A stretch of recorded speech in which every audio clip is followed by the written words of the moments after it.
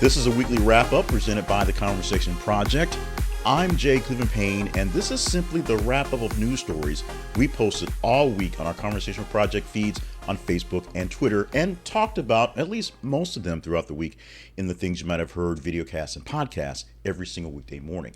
There, we give you the latest in news you get for your day started with news with our bit of conversational perspective added to that. But we also do get a chance to pick and choose which stories from the top stories you choose.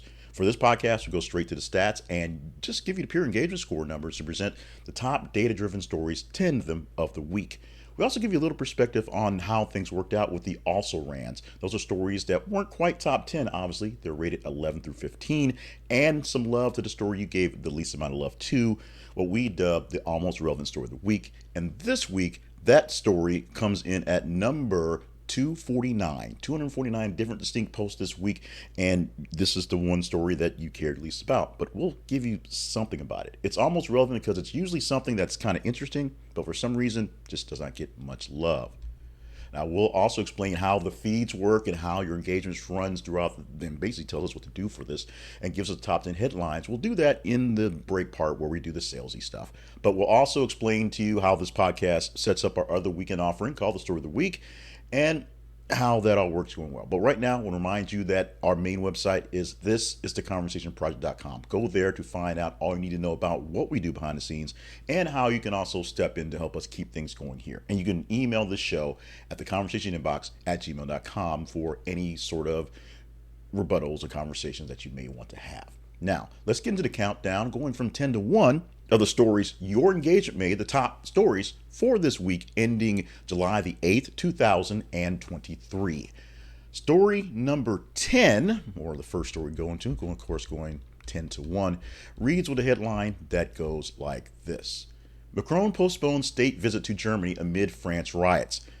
This was posted on Sunday the 1st, so this one lasted quite a bit of time. And this story is fairly simple, but it's a lot more complicated than the simple headline. France's President Macron was supposed to go speak to the German president last week and did not leave for a planned visit in person in Germany because, well, he was dealing with riots in the streets in France, which he's still technically dealing with. Although some of the violence and some of the rhetoric has subsided, the protests have not died down. We talked about 2 weeks ago where a young man was shot and killed for not essentially complying to police at a traffic stop. In fact, that was last week's story of the week, where we went into detail on how that parallels to a lot of stuff here in the States, unfortunately.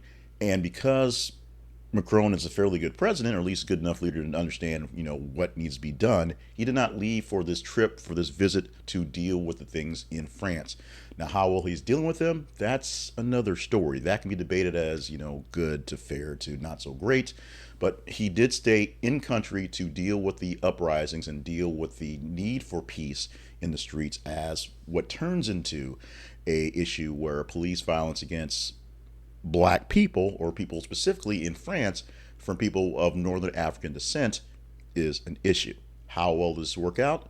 Well, we see how well it worked out here. Not exactly all that well, but we'll see how France is able to do with this one, because this one is obviously not going away anytime soon. This next story you'll probably hear about next week because it was posted on Friday the 7th. That is yesterday, as we're producing this and publishing on Saturday the 8th. And so because it's on the Friday to Friday basis, this one will probably make it into, because of the numbers, fairly high into the countdown, at least into the top 15, probably somewhere in the middle 10 as it gains some momentum throughout the day on Friday. Headline reads, Kim Kardashian and Tom Brady dating rumors intensify after July 4th white party. Now, you may not have known there were rumors of Kim Kardashian and Tom Brady going, but after this story and after the July 4th party that they were seen at, this thing turned into a big thing for the weekend. A lot of people are weighing in on the possible relationship. Some people are basically turning it down because, they say this Tom Brady is not quite Kim Kardashian's type, which some people think should be the opposite because Tom Brady only dates supermodels and Kim Kardashian might as well be a supermodel. But this is something that's going on now that Tom Brady has officially divorced from Gisele Bündchen, and of course, Kim Kardashian officially divorced from Kanye West. They've had some small little things here or there, but now the big thing is it's Brady and Kardashian. Will Tom Brady make it to the next level of the Kardashians and bring all his kids to all the other kids and have a big old nasty fight? Probably not, but we'll see how long this thing lasts. And like I said, because this was posted on the tail end of the Friday that we have to pull this from, we'll probably actually end up talking about this again sometime next week. In fact, we'll probably talk about it come Monday when we do the first edition of Things You Might Have Heard for the week.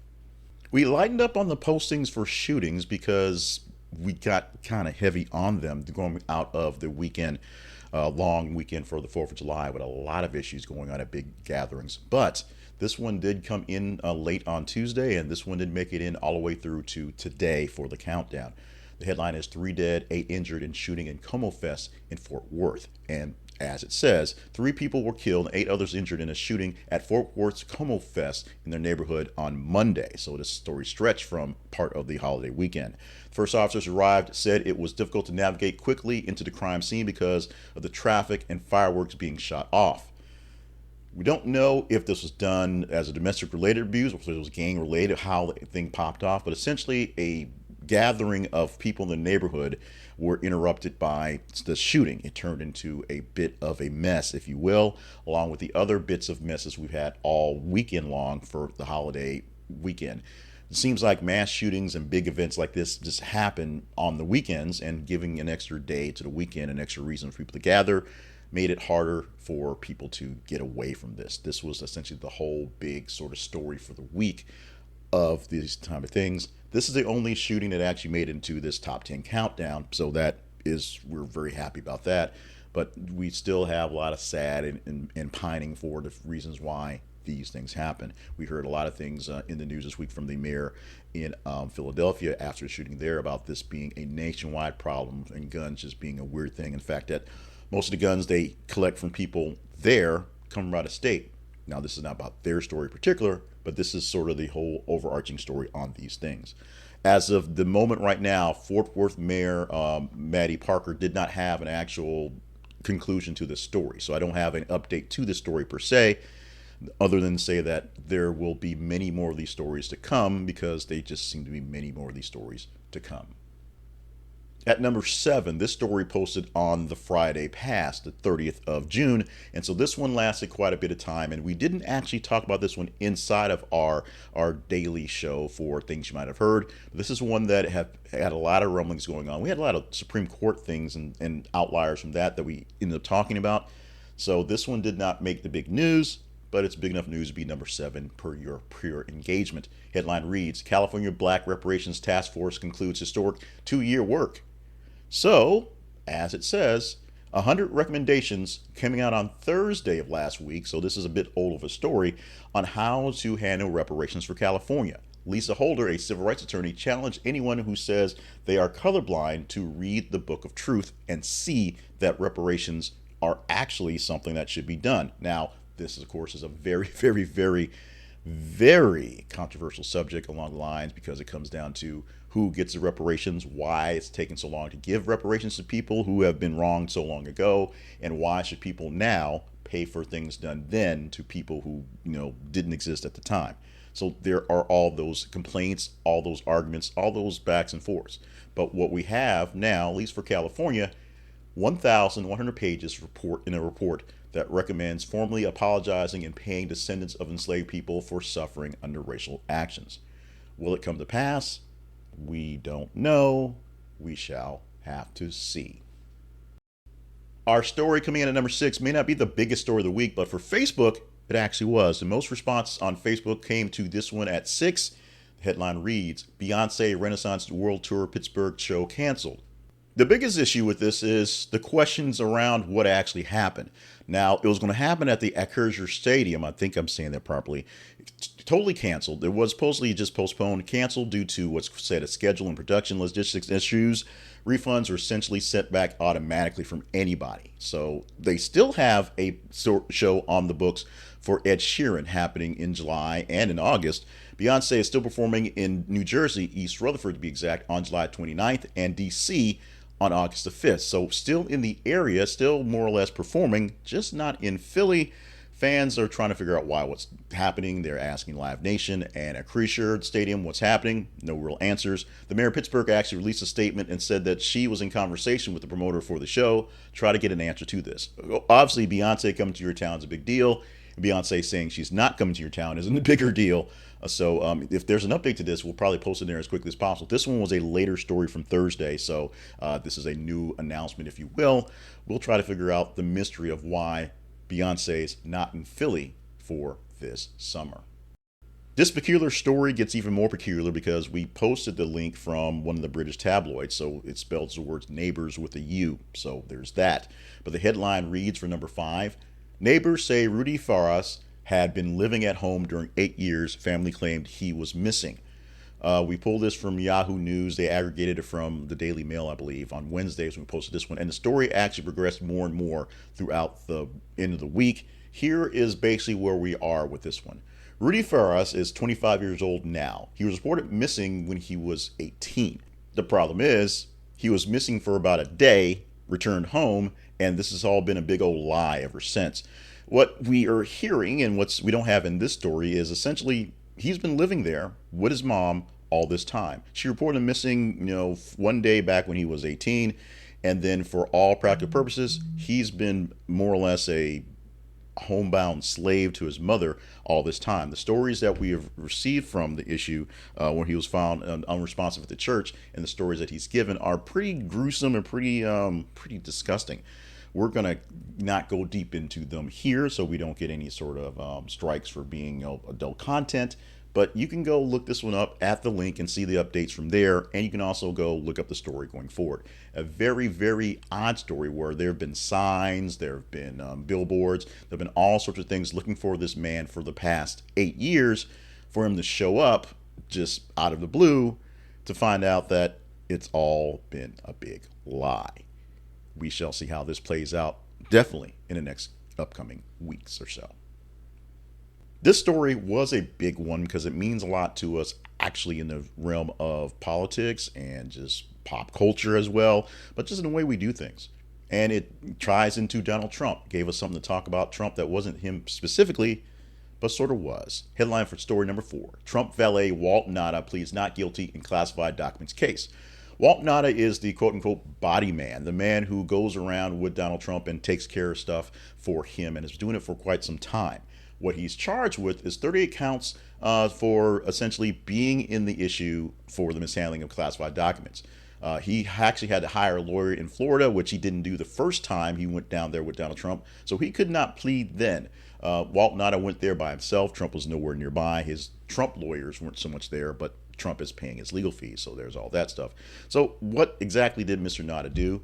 Mr. Nauta is responsible for moving the boxes of documents essentially that were asked to be moved. Donald Trump said, hey, I need these boxes moved and hidden from stuff. This is conjecture here. This is allegedly. So he moved about 200 boxes. And then it's like, okay, we need some boxes moved back. So he moved back to about 150 boxes. So there's some boxes that are unaccounted for.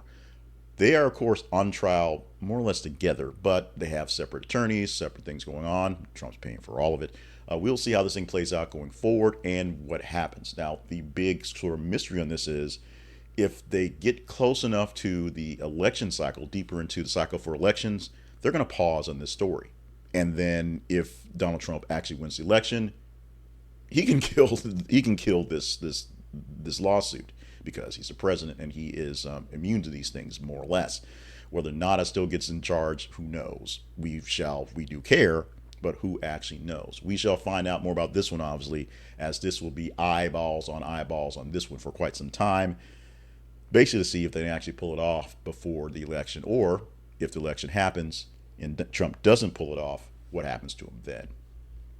The next story is a serious one. I want to make sure that you understand the seriousness of this. It's our third story of the week based on your responses, and I'm glad it's in here because we get a chance to talk about this. It's something you don't really think about in the way of, I'll say, mental disorders or just disorder itself, because it is a disorder.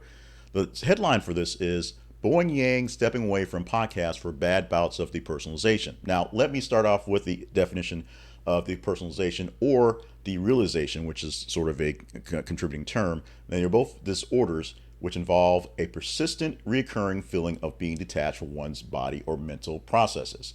So it's like being an outside observer is the depersonalization, or feeling of being detached from one's surroundings, which is a derealization part of it. You can go deeper into the definitions of that. But Bowen Yang stepping away from his podcast, which is fairly popular, the star of Saturday Night Live and other things popping up in pop culture, has a podcast called Las Coloristas, which totally butchered. But he's stepping away because of what's going through it. He's talked about some things lately about, being sent to gay conversion therapy by his parents as a teen, and some of the dangerous situations overall he's been through. So because of that, talking all these things are making him not be so great, going through depersonalization and feeling like he's out of body of experience, just sort of exerting his life, which is not a great place to be. So for the moment, he's stepping away from that podcast. And of course, Saturday Night Live got pulled from the last weeks of work because of the writer's strike, so that happened as well. So there's a lot going on in his life, and he probably needs a break anyway. This is a time where we're going to bring up, while depersonalization is probably not their specialty, if you're a person who's dealing with issues and just aren't there, we bring this up fairly often, unfortunately, because we seem to have to. We do promote the National Suicide Prevention Lifeline, and calling them or texting them at 988 on your cell, or visit them online at 988lifeline.org for assistance, someone to talk to, someone to chat with, someone to just kind of get you in perspective 24 hours a day in English and Spanish. One more time, 988 on your cell phone.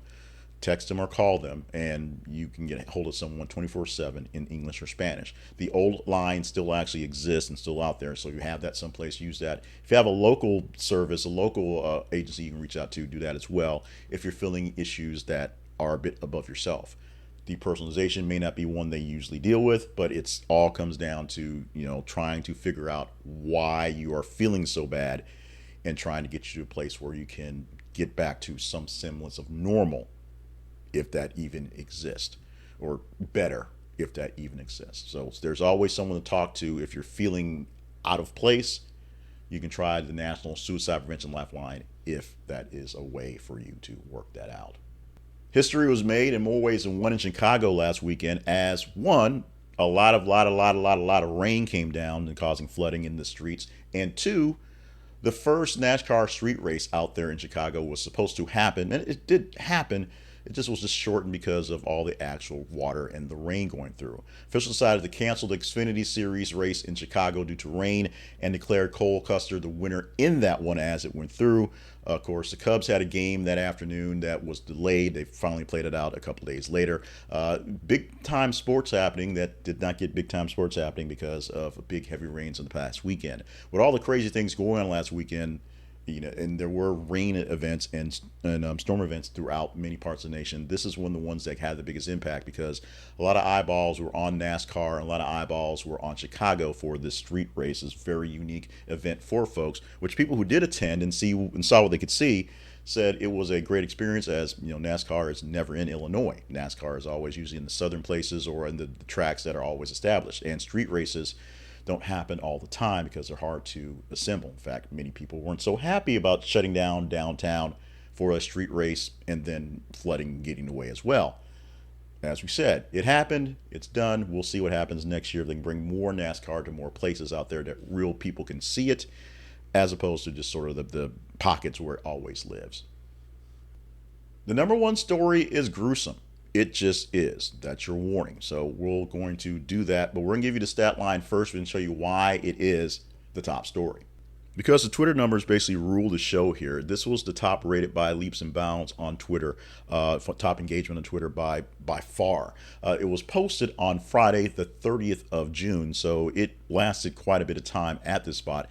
We actually did not talk about this one because it was so gruesome, so we did not do it into an actual things you might have heard. And so now you're going to hear it right now if you haven't. This story is 31%, 31.9 to be exact, percent more engaging than the number two story of the rains in Chicago. And from the number 249 story, not quite 2,000, it is more engaging by 311,900%. That's how many more people engage in this one than the other one. The other one should have been a bit more engaging, but this one caught people's attention, and it was because it was so, as I have to say, it's gruesome. We're going to read the headline. We're going to just kind of read quickly through the notes we have on this and move on to the next part because we have to document that it's here because this is by the numbers and by your responses. The number one story has a headline that reads like this: Woman's leg amputated after becoming trapped in Thai airport moving walkway. As I said, this is pretty graphic, so hang on for this one, or skip about 2 minutes and go straight to the ads, if you will. The woman's left leg became trapped in the end of a moving walkway and was amputated above the kneecap. She has been transferred to Birmingham International Hospital. The woman's son released a statement on Facebook in which she described the accident as heartbreaking, or he described the accident as heartbreaking, and said his mother still facing risk of potential complications.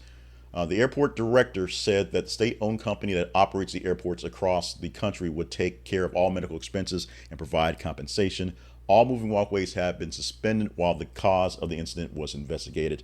Thailand is a hugely popular destination with over 40 million arrivals in 2019. The country has been pushing hard for its health tourism as an abundance of private hospitals, and so that people be taken care of just in general, because so many people come from out of the city or out of the nation to visit Thailand, and have such a just devastating thing happen to a person is it's amazing, and it's just sad. We're gonna basically wrap it up right there and just move on from this point. Where do we move on to? Well, we move on to, honestly, some commercials. We're going to do our ad to, keep the lights on, if you will. We're going to do some explanation on why the feeds work and how they work, and a little bit of promotion for ourselves. Self-promotion is always here. That's how these podcasts work. But we're giving you, the pause so you know what's coming. There you go. We're not just going to just talk about Audible in the middle of nowhere because it's a trap. It's not a trap. We're going to hit the commercials, and we'll come back with the almost rans, the stories from 11 through 15, and the almost irrelevant story of the week, the story of this week at 2:49, and sort of give you a heads up for the upcoming Story of the Week podcast. That's coming up after a quick break for commercials here on the weekly wrap-up provided to you by The Conversation Project.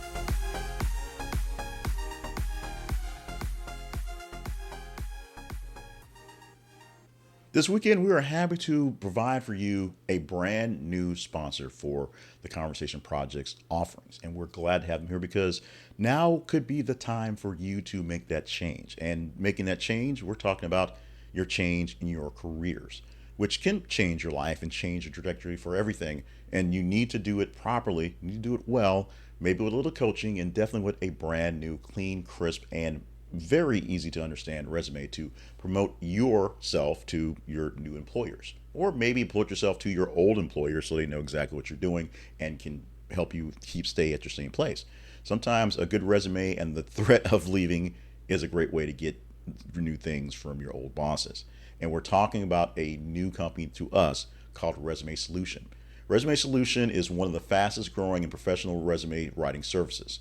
They provide resume writing, cover letters, LinkedIn profile makeovers, thank you and follow-up letters, and resume critique services. Their services are geared towards helping clients succeed during transitional periods in their professional careers. Here's the cool thing about them.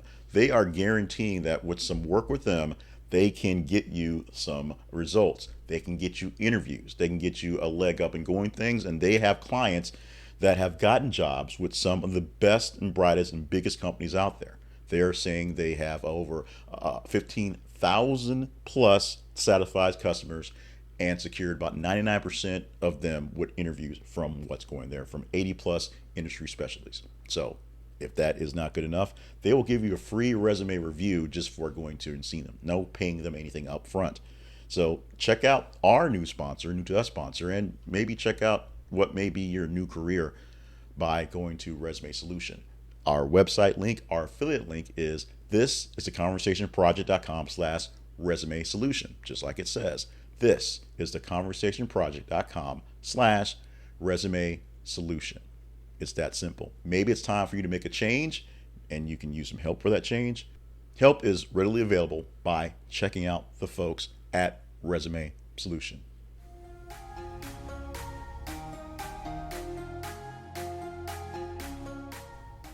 This is the part where we do a quick promotion of us, so we're going to do that very quickly. The Conversation Project lives at thisistaconversationproject.com. Our main website has your links, your understanding, your information, what you need about the Conversation Project in general, and me, Jay Clifton Payne. This all falls under a larger umbrella called More Better Media LLC from all the media stuff that I produce here on the internets.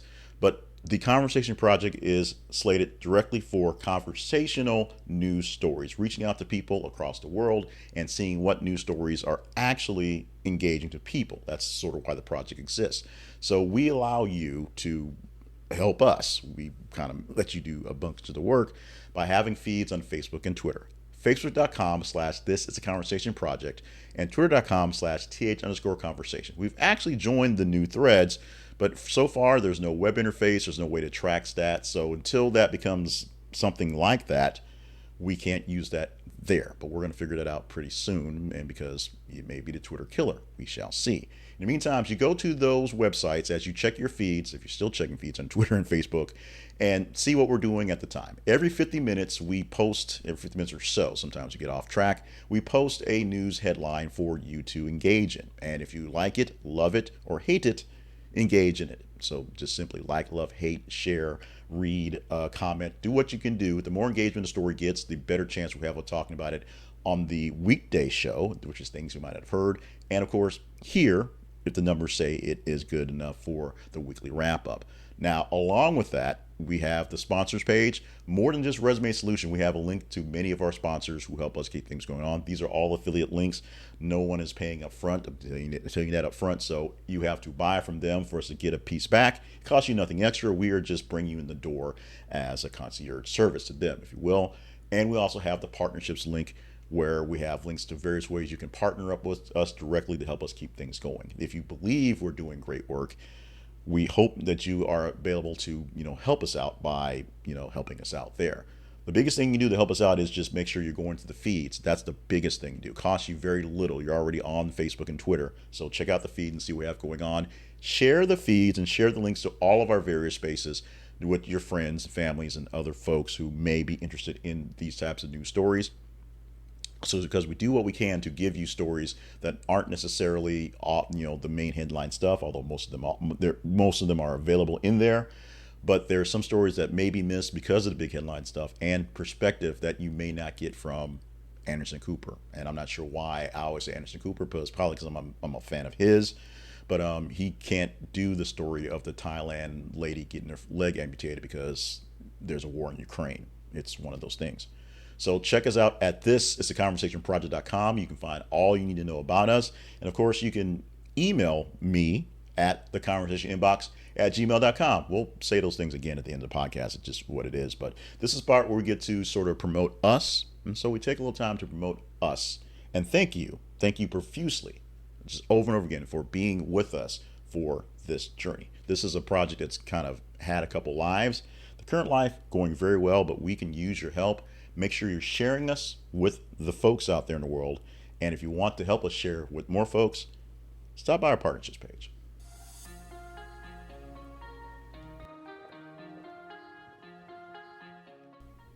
We will quickly run through the stories from 11 through 15, the almost ran, stories that aren't quite in range because they're obviously 11 through 15, but stories that were really, really close in numbers in the range of things going on. And pretty important because most of these we actually discussed throughout the week in things you might have heard.